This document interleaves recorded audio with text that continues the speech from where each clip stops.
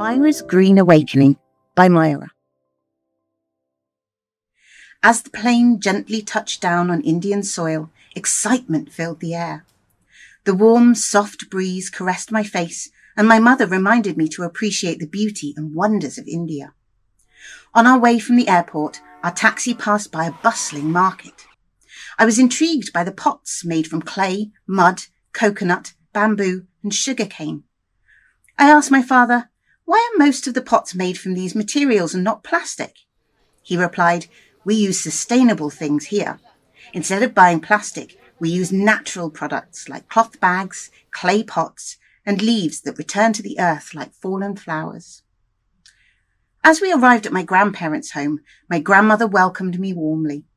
She offered me water in a metal glass, and I asked, "Grandma, why did you give me water in a metal glass?" She explained, drinking from metal is healthier because plastic glasses release microplastics into your mouth and stomach.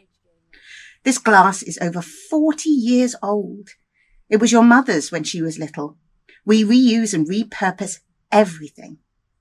Later, I saw her pouring leftover cooking water onto the plants. "Every drop counts, Myra," she said. "Water is a gift. We put nothing to waste." That afternoon, we visited a nearby farm, where a farmer showed us how cow dung was converted into cooking fuel. I wrinkled my nose. "Ew, you cook with that?" The farmer laughed. "Nature wastes nothing. Even dung has a purpose." The scent of strong spices filled the air as we entered the farm. Everyone carried cloth bags. There was no plastic in sight.